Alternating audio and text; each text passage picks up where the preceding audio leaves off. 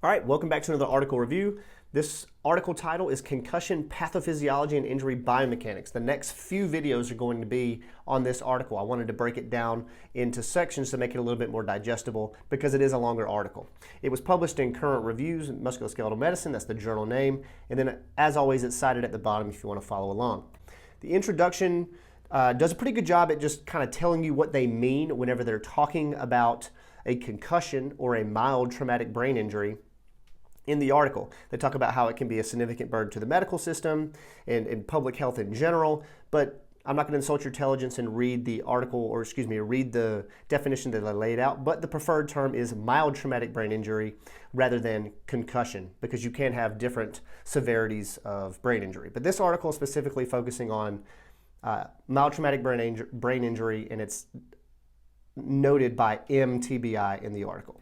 So, I know these are big words, and I'm going to break them down as easily as I can, but this is the first subsection within the neurometabolic cascade. So, ionic, flux, and neurotransmitter release. We're going to talk about what all that means. So, ions are just atoms that have an electrical charge. Okay, flux means they're going in and out of the cell, and a neurotransmitter is essentially something that is in between the nerves that promotes the signal transmission. Okay, well, and I'm not going to get too nitty-gritty. That's what the Patreon is for if you want to get into really nitty-gritty questions about this, if you're just super curious or wonder how you want to kind of take this and learn about your training.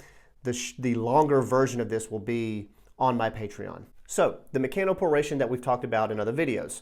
We take a blow to the head, it's rapid acceleration, then deceleration in angular or linear.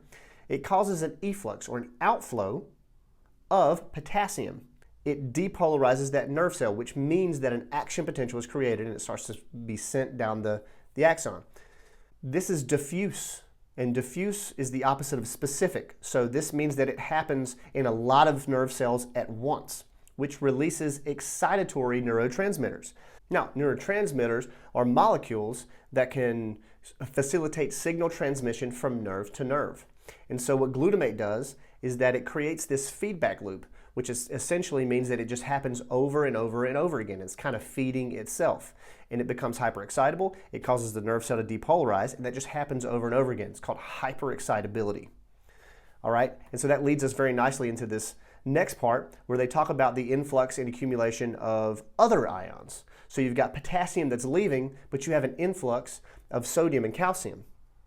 And so we don't, if you go back to the previous slide, it shows what happens whenever there's too much calcium inside the nerve cell. If you accumulate too much calcium, it can have detrimental effects on the metabolism via damage to the mitochondria. Everybody knows back in school, the mitochondria is the powerhouse of the cell. What that means is that the mitochondria is very powerful metabolically.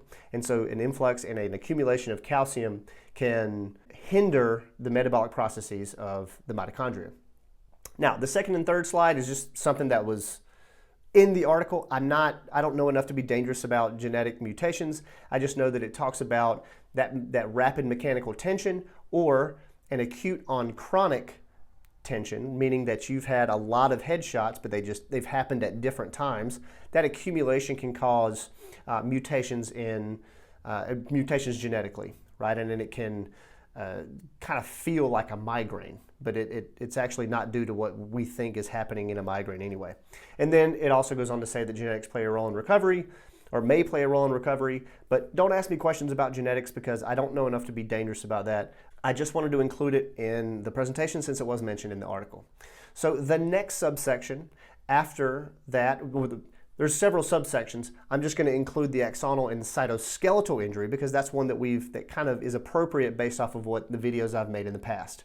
So again, the axon is just the part of the cell that is a little bit longer, okay, and it's helping transmit signals back and forth.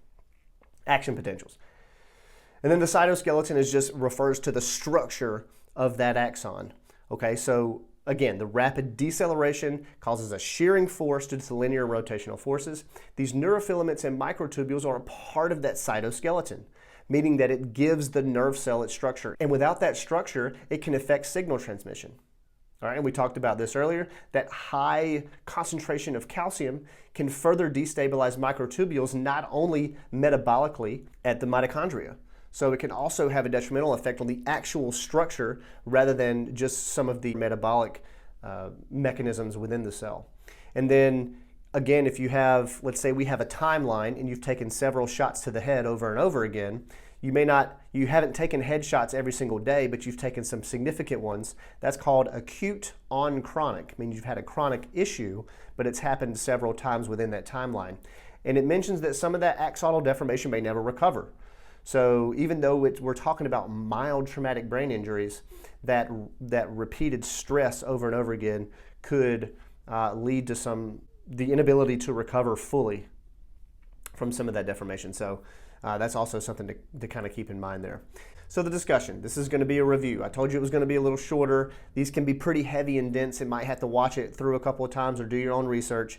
But I do want to just overview what we're talking about and just wrap it all in one nice little bow, and then we'll go into the implications, which will be specific to the Patreon instead. This is the last slide of where the free YouTube video will end. So you take a blow to the head, mechanical shearing, influx and outflux, hyperexcitability, you lose consciousness. All that happens in that short amount of time is what they think.